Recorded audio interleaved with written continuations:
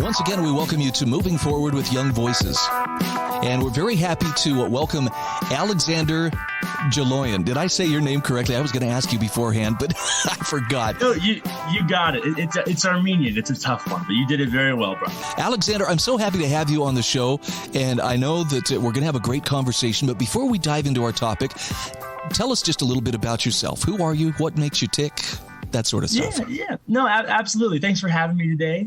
So my name is Alexander. I grew up in Los Angeles, and I recently got enrolled in a master's program out in the London School of Economics. So spent a year out there studying international development. And currently I'm a contributor for Young Voices, so getting to write on different topics that I find interesting. And in addition to that, I do work for an organization called the Initiative for African Trade and Prosperity. So we do a lot of research on African development, some of the policies that are going on down there, and ways to promote economic freedom, trade liberalization, and all those things that bring about kind of sustainable long-term growth. So a lot of international focused stuff for me, mostly in sub-Saharan Africa. But yeah, grew up in the States and have lived here all my life.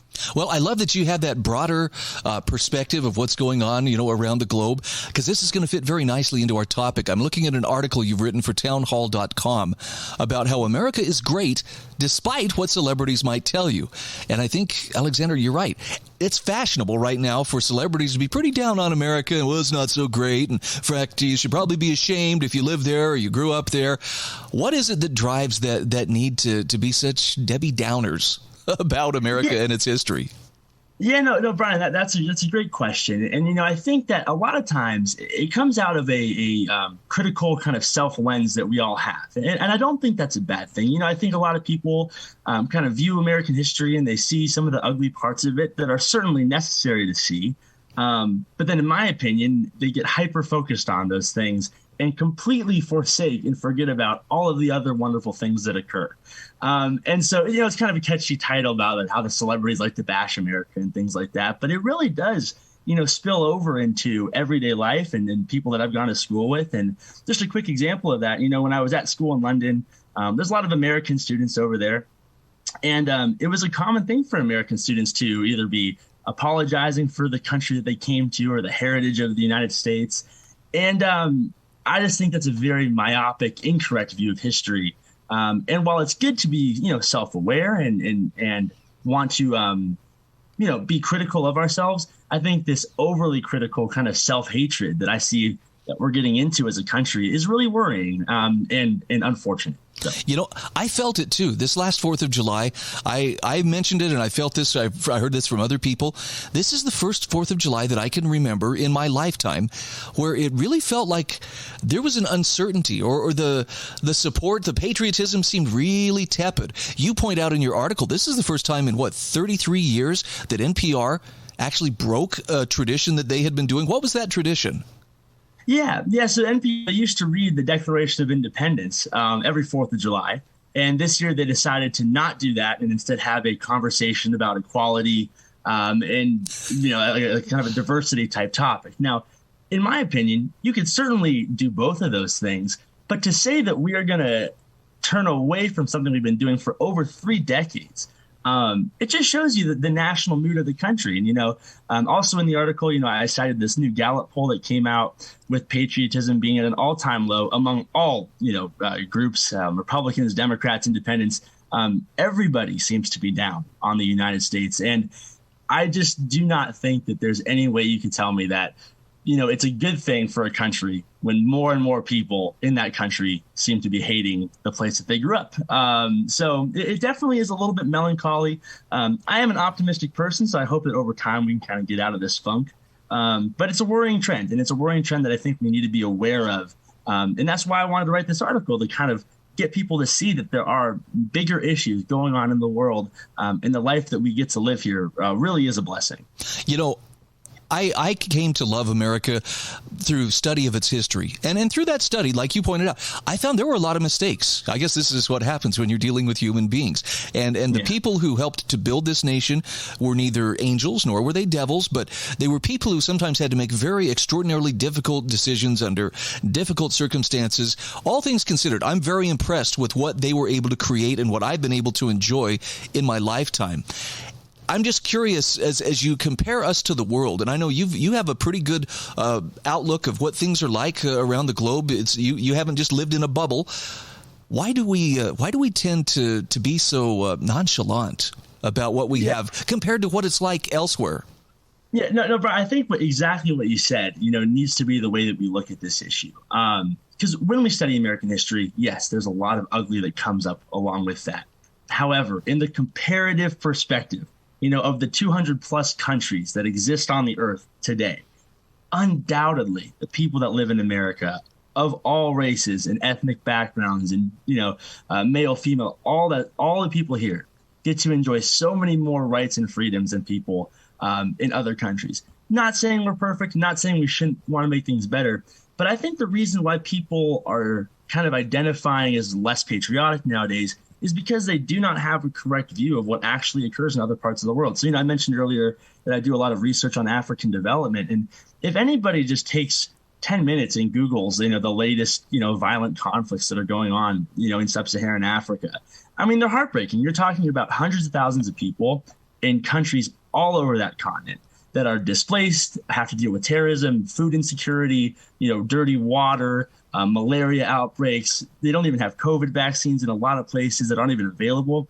And so I think it's because we get so focused on the American political news cycle and our view is quite small.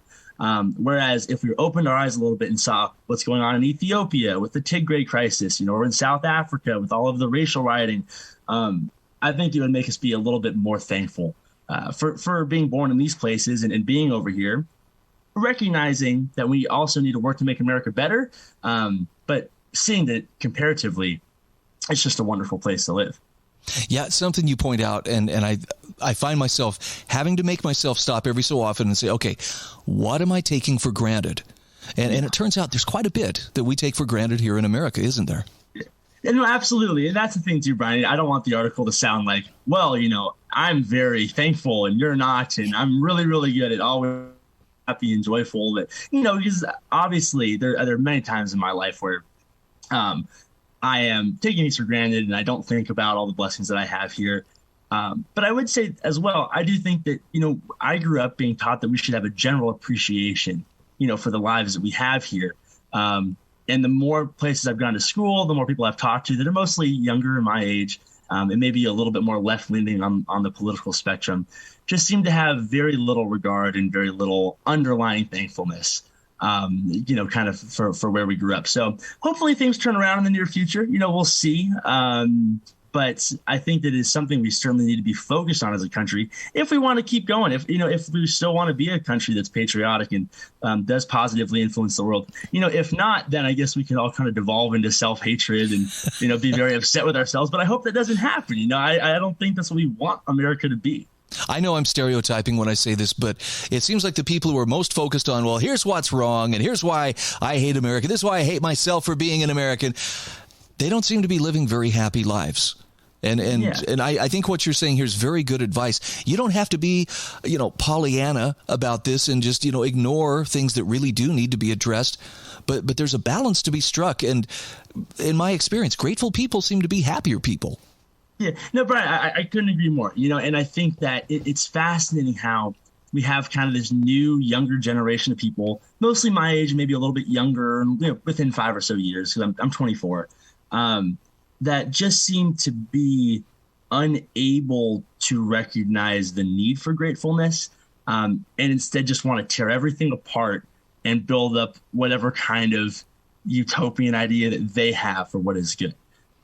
Not to say that people's ideas can't be valid or helpful, but to say that I know what's best. We need to throw out all of the old traditional stuff.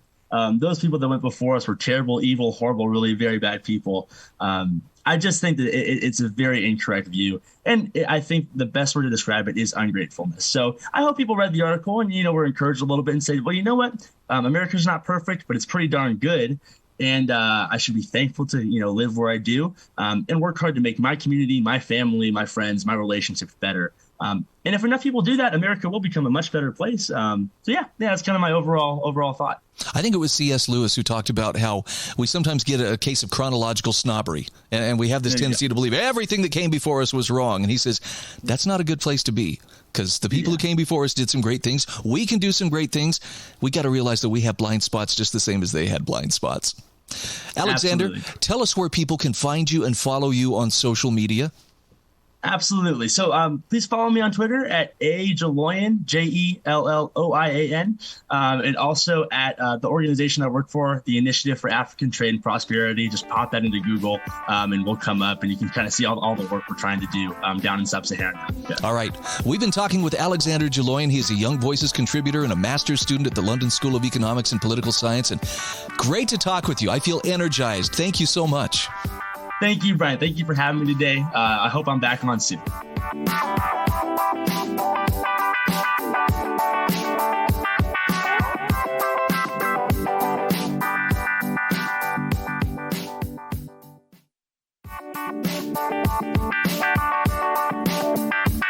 Welcome back to Moving Forward with Young Voices. I'm very happy to welcome Jessica Dobrinsky. Sorry, I'm going to get there right. Jessica Dobrinsky, she's joining us today as a contributor to Young Voices. And Jessica, there's more in your background. I wish you'd tell us just a little bit about yourself and what you do.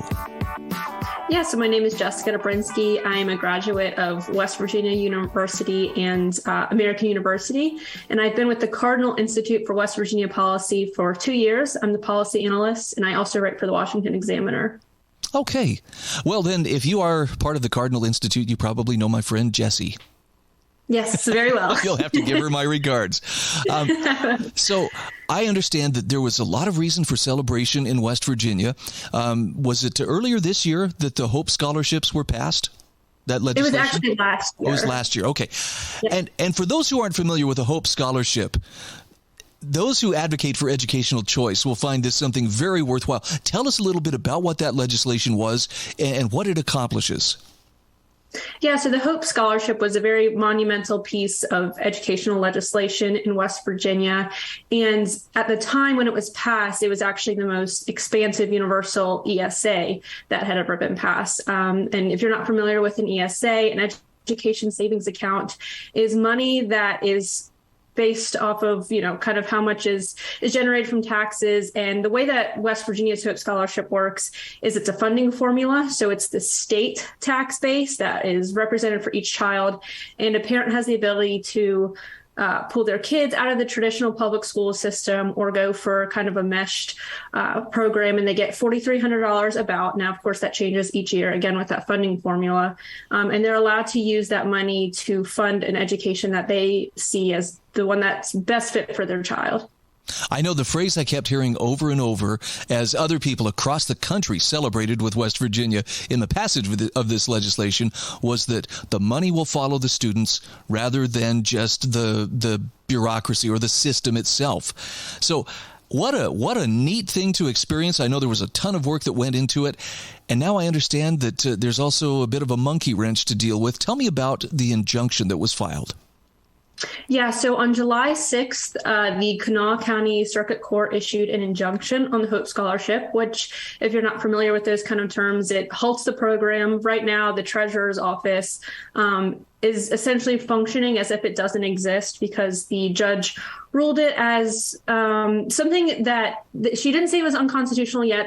That court case is still coming, but it's something that could have gotten in the way of providing care or proper education. So, of course, they had to stop it. Now, with the stoppage, 30 days before the school year, depending on what county you're in, that means parents who had previously planned to use these monies for private school, homeschool, whatever it is that they went with, are now forced to figure out other options, whether that be use money out of their own pocket, which if you're counting on $4,300, that might, be tough, or decide to re-enroll their child into the public school system. Wow, that is quite a blow to those parents and students who are looking forward to real educational choice. I have to ask this. I know that there was opposition in the efforts to pass this Hope Scholarship legislation. Are these the forces that are responsible for getting this injunction in place to stop it? Oh, certainly. And, even prior to the Hope Scholarships creation back in 2019, there was actually another school choice movement that brought about charter schools. Now, of course, that did pass, but there's some constraints on that. But we never got the ESA. And even back then, there were a lot of people pushing against that, primarily the teachers' unions. They are not happy with how the money is divvied out.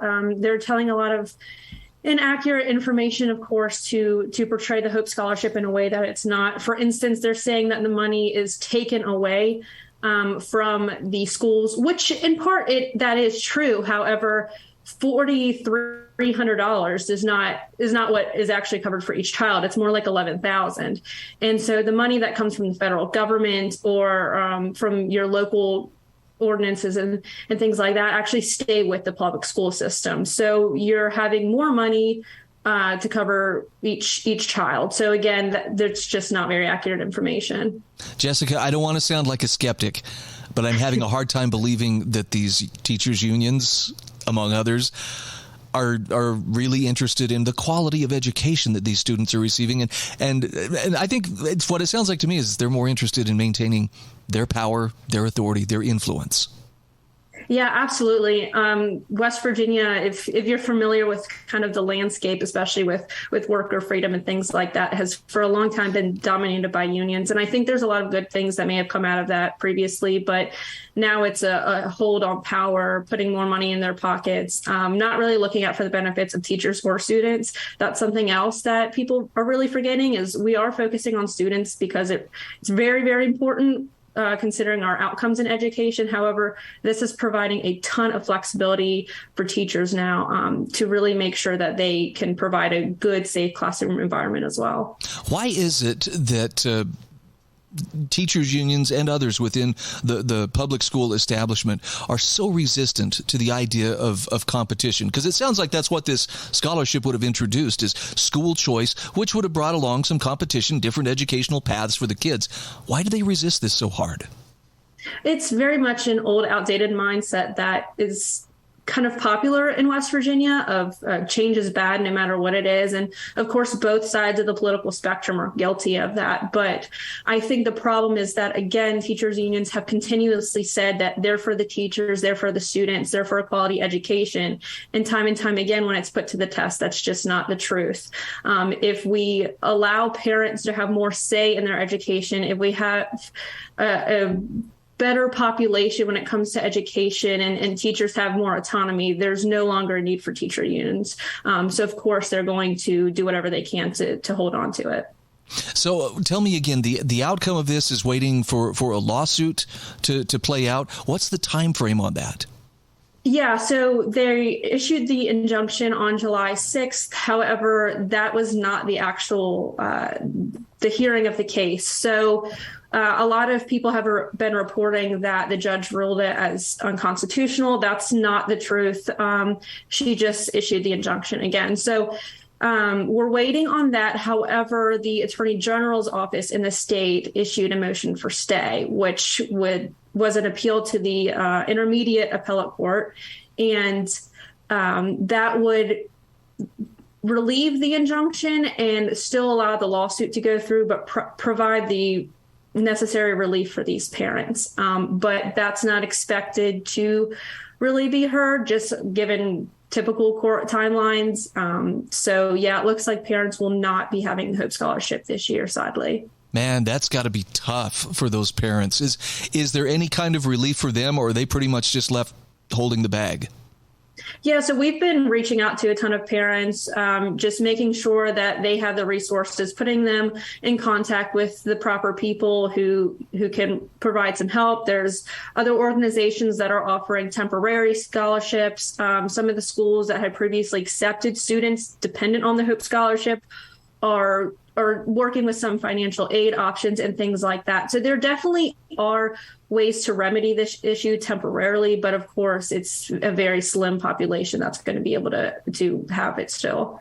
Is this having ripple effects too, though? I mean, and I'm not talking necessarily the injunction and the chaos that has come from that, but the passage of this Hope Scholarship, is this sending waves to other states that are likewise trying to prioritize educational choice?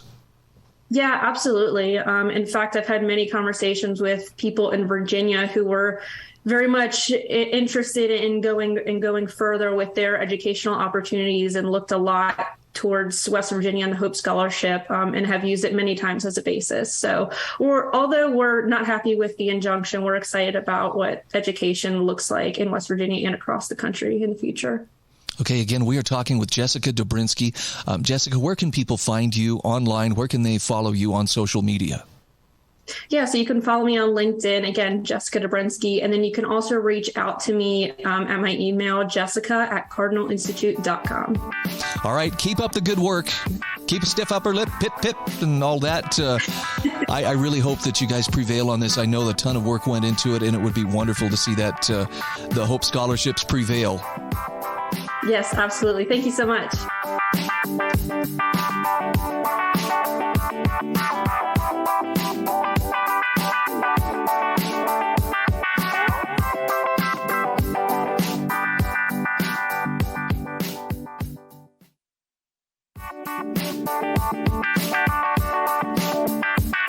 Welcome back to Moving Forward with Young Voices.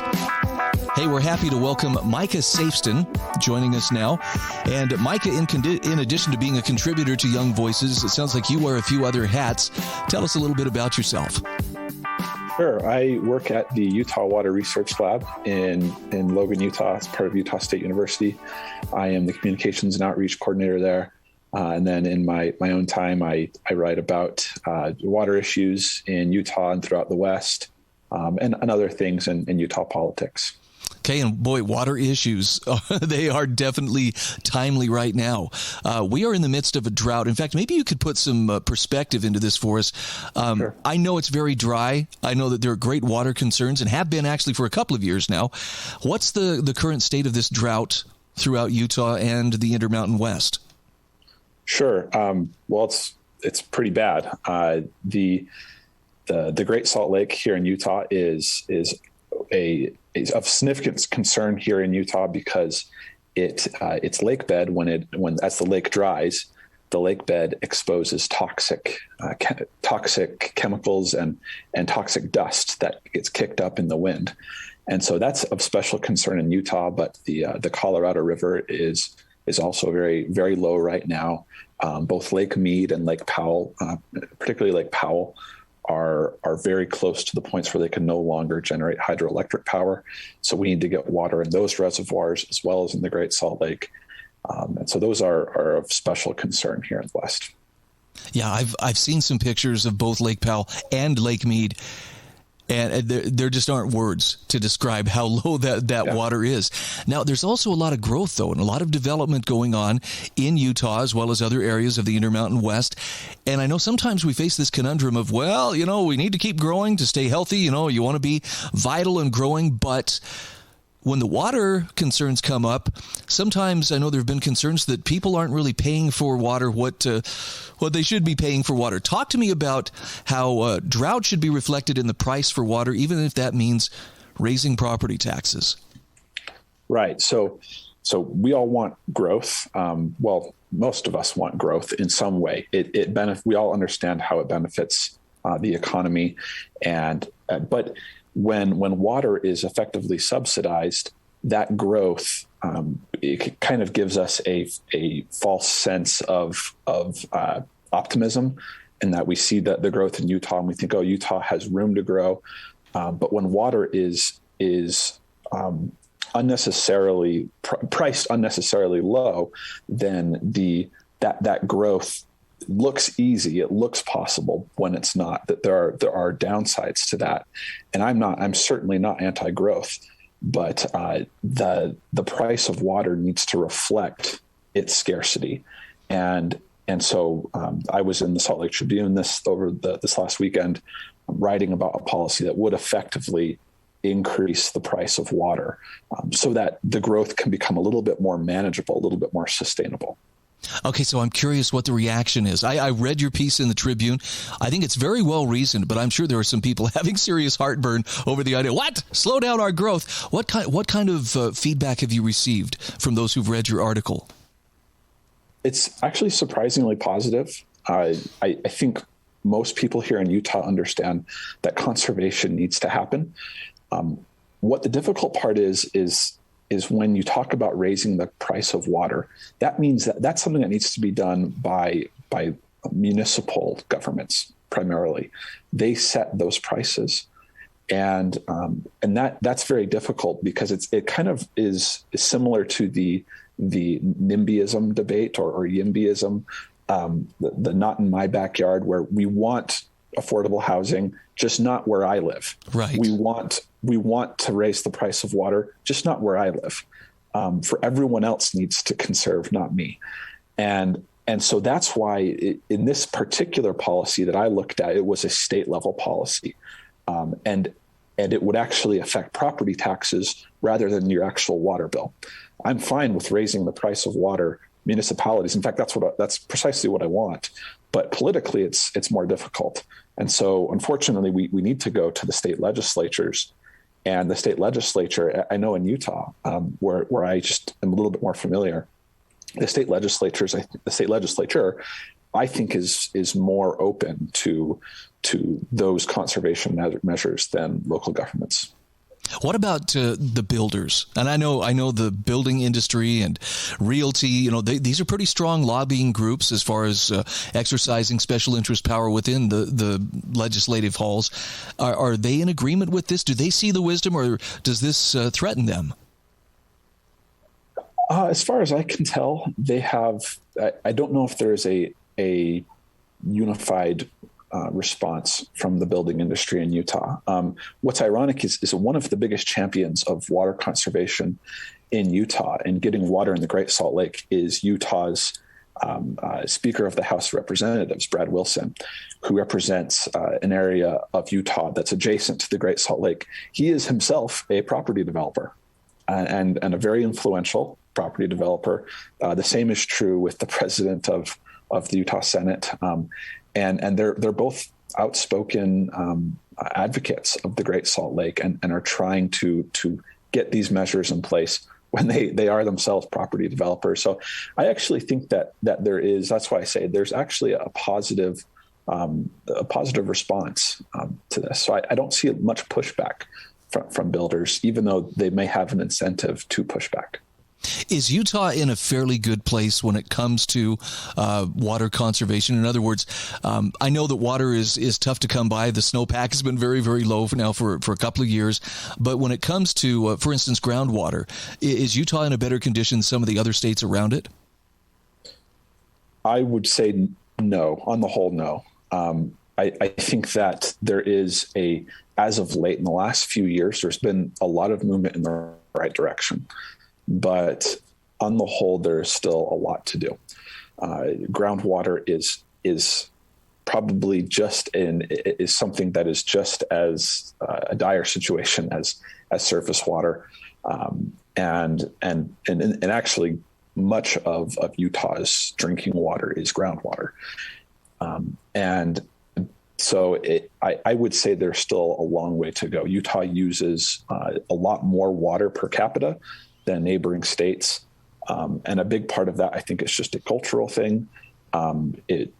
We kind of live as though we were back east, but we're not. And we need to look more like our other Western neighbors, like Las Vegas and Arizona. Las Vegas is one of the better parts of the American West for conserving water. And I think Utah would do well to look to Las Vegas. So would that mean less green lawns, more xeriscaping, and that sort of thing? That is part of it. However, I think that is that's part of it, but it's only a fraction of the water use in Utah. Agriculture is a big part, and And this may be politically where there is less enthusiasm in the state of Utah, is to get into that issue of agricultural water use.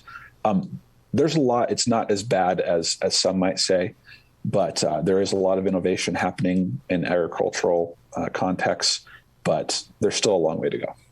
Okay. Yeah, I live in farm country, so I understand what you're saying. I see the water going around the clock, and there's times I wonder, where I am in southern Idaho, where does this all come from? Is there going to be enough? So would it mean farmers would end up paying more for the water that they use? I think that is probably the one place to start. And it's a difficult subject because there is a lot of support for agriculture in Utah, just political support. But that is probably an issue that needs to be broached to better incentivize some of the innovation that is already happening. There's a lot of innovative techniques to conserve water in agricultural contexts, but we need to incentivize it more than we are. Well, and I applaud you for taking the approach of using consumption as a basis for if someone's going to be paying more, it should be based on, who's consuming more versus, instead of just, spreading that out across everybody. Just out of curiosity, we've got about a minute left here. Who is most supportive and who pushes back the hardest against the kind of reforms that you're talking about? I think that the people who are most supportive are those who are looking at this issue kind of more practically, not trying to end life as we know it, completely outlaw farming in Utah. That's absurd. And those are ultimately the voices that are going to end up costing more than what that they're going against their own cause. And I think those the voices who are the most helpful, I guess that kind of answers both sides of the question, is the voices who insist on just completely upending life as we know it are going against their own cause. Okay, we are talking with Micah Safsten. He is a contributor to Young Voices, as well as communications and outreach coordinator at the Utah Water Research Laboratory. Micah, great to visit with you. I hope we talk again soon. Yeah, thank you, Brian.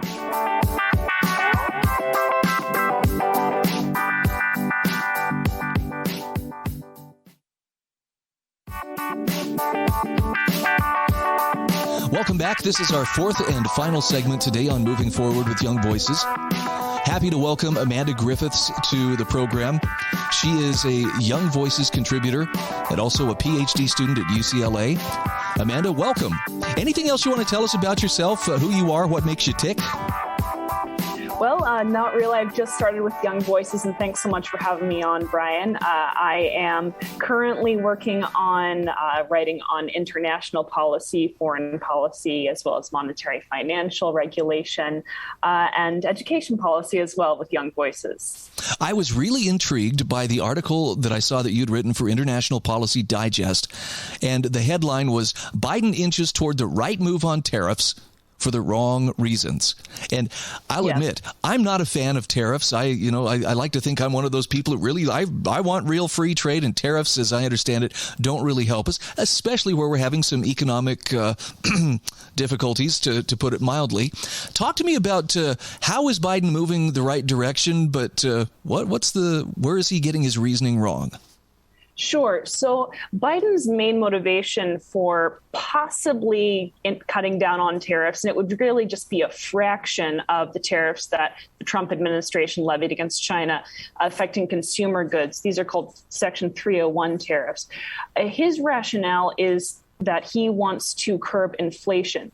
Unfortunately, this is very unlikely to work. First of all, because the main drivers of inflation are not consumer goods like bicycles, which is what these tariffs would affect. There are things like fuel prices, lodging, there are things like housing. And especially with the price of fuel, as long as fuel continues to go up or be where it is, prices across the board are going to be high. So when you try to affect these kind of point of sale tariffs, it's really not going to have much of an impact, especially when consumer demand is high across the board. So it's a tiny little slice off the top. What really needs to be happening is we need to be looking at actual manufacturing tariffs and policy measures across the board that would bring prices down.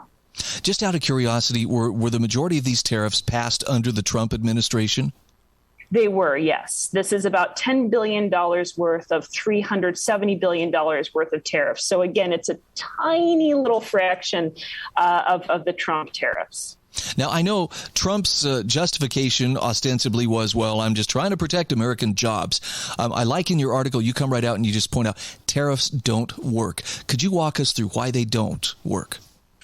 Tariffs don't work in particular because our global system is interconnected, right? So first of all, we're all going to benefit from freer trade, but also because if you look at what's happened since these tariffs were put in motion, this really hasn't had an effect on changing China's posture internationally. And when I say China, I'm referring to the Chinese Communist Party because obviously everything that happens in China vis-a-vis trade, vis-a-vis governance, goes through them. So first of all, the CCP continues to exploit its status as a developing country. It's a self-declared developing country with the WTO. This allows it to subsidize preferred industries, give it a leg up on the global market. The CCP, China, is not by any standards that we would consider a developing country, and certainly not when you look at the pool of other developing countries in the WTO. So it's continuing to exploit this ambiguous status in the WTO. It's also continuing to steal intellectual property. In fact, in May, there was a U.S. security firm called Cyber Reason, and they came out and showed that there was this group of CCP-supported hackers that had stolen trillions of dollars worth of intellectual property from defense, from pharmaceutical, from energy, from tech corporations. That campaign is still active. And then, of course, I think a lot of us know that TikTok, there was this bombshell BuzzFeed report that China-based employees of TikTok's parent company have been able to access non-public data from TikTok users.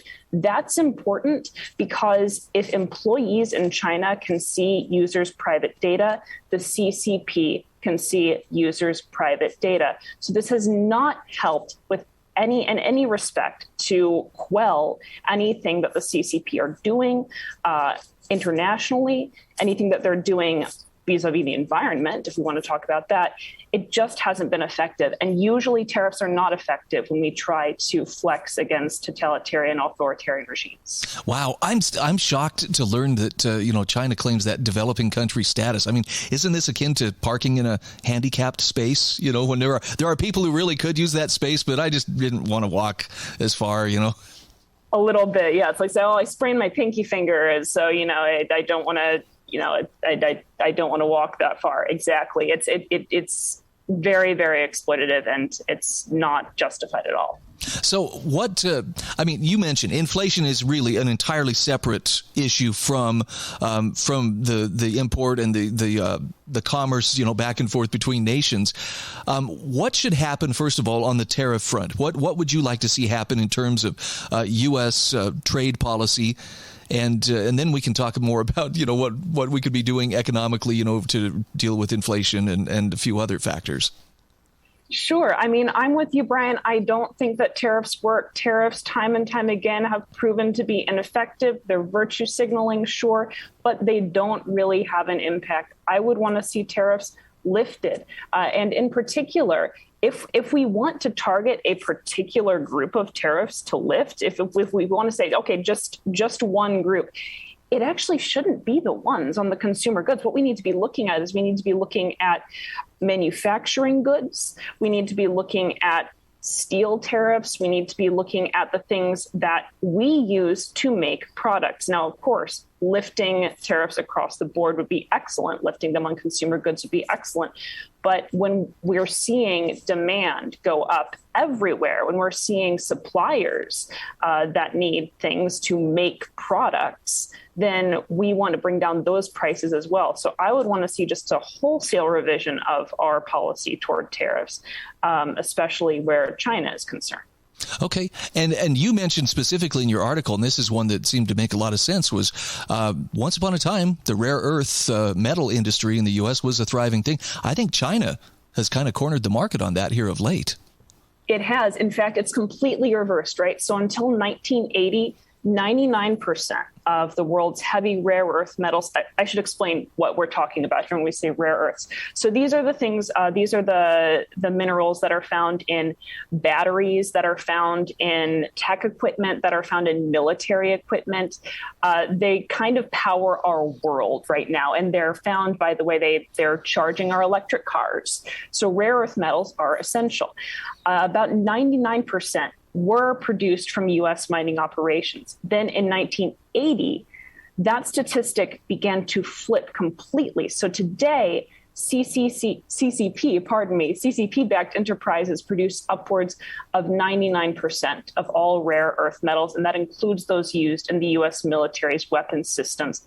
This is because in 1980, the International Atomic Energy Agency changed the definition of source material for nuclear weapons to include heavy rare earth byproducts. This was a bit of an overstep, especially because we have much safer manufacturing regulations and it's much safer processes today.